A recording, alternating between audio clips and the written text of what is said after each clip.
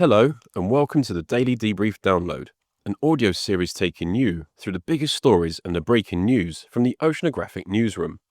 I'm Rob Hutchins, news editor here at Oceanographic magazine, and in this episode, I'll be leading us on a deeper dive into just one story from today's leading headlines.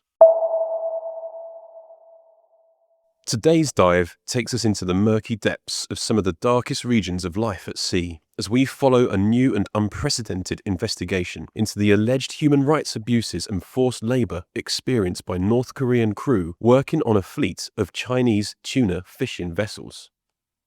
A story that takes us to the Southwest Indian Ocean. This is the latest report to be carried out by the Environmental Justice Foundation into the harsh and oftentimes brutal reality of life trapped at sea. Within its report are details of human rights abuses, forced labor and modern slavery, and accounts that link these same fleets to practices in illegal fishing and the unlawful killing of dolphins. It's a report compiled through a series of interviews with Indonesian and Filipino crew members in which they allege a series of abuses acted upon North Korean crew, some of whom had been trapped aboard the fleet of 12 vessels for up to a decade. These are findings that have been described by the Environmental Justice Foundation as some of the most severe and egregious cases of misconduct to ever be uncovered by its investigations team. And it's all, in some guise or another, linked to seafood markets in the US, those within Europe, and even those right here in the UK. So let's start by zooming back out and look at the wider details of where the illegality in all of this begins. Sanctions have been in place on goods produced by North Korea since the 1950s in an effort to prevent them from entering global supply chains. For some 20 years, UN Security Council sanctions have been in place, each designed to punish the state's regime for various violations, including cyber attacks, money laundering, and those against human rights. It is, first and foremost, an apparent act to bypass these legal frameworks that the Chinese fishing vessels in question have committed simply by working North Korean among the crew. And it's under this veil of deception the alleged violations of human rights have been able to occur.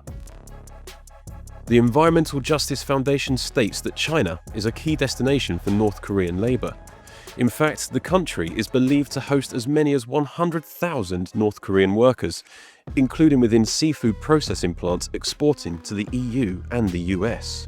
But this, the team underlines, is the first time North Korean labor has been so publicly documented on a distant water fishing vessel. And this has given way to some major violations. So what do we know about these alleged violations of human rights themselves? What we are told are events described by crew members of other nationalities working aboard the fishing vessels in question. And these are eye-opening accounts into what life, in some cases for as long as 10 years, has been like for North Korean workers. Testimonies gathered by the Environmental Justice Foundation vary in the degrees of abuses suffered, from physical abuse to verbal abuses.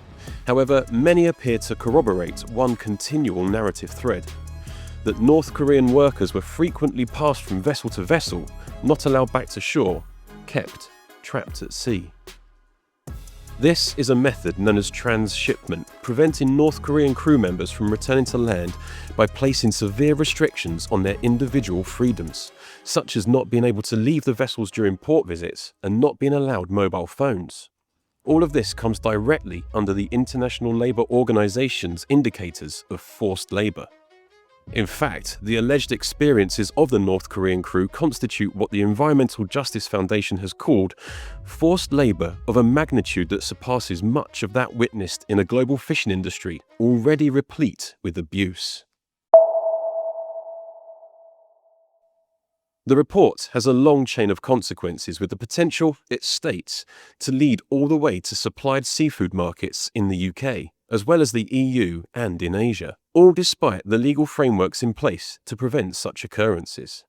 But what other violations does this fleet stand accused of?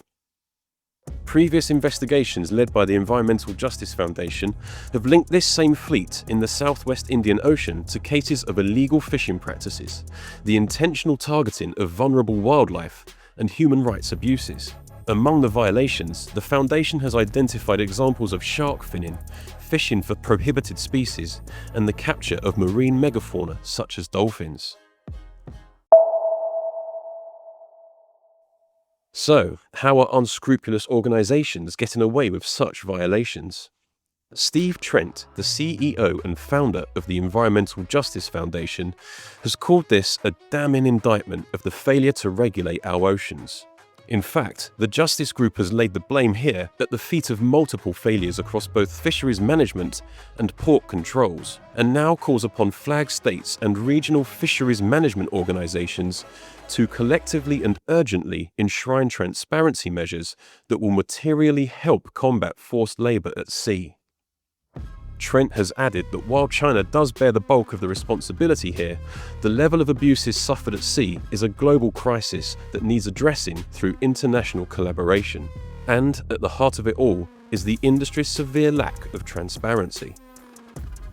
The ripple effect of this can be felt far and wide, says Trent, and when products tainted by modern slavery can be found on our plates, it is clear that collective action needs to be taken. Among the steps he suggests the industry takes immediately are those outlined in the Charter for Fisheries Transparency, which includes the mandatory transmission of AIS signals and the elimination of transshipment. Failure to take these simple first steps, says Steve, is to turn a willfully blind eye to extreme and avoidable suffering.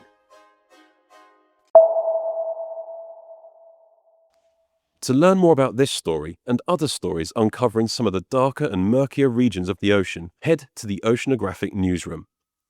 This has been the Daily Debrief Download. I've been Rob Hutchins. Thank you for listening.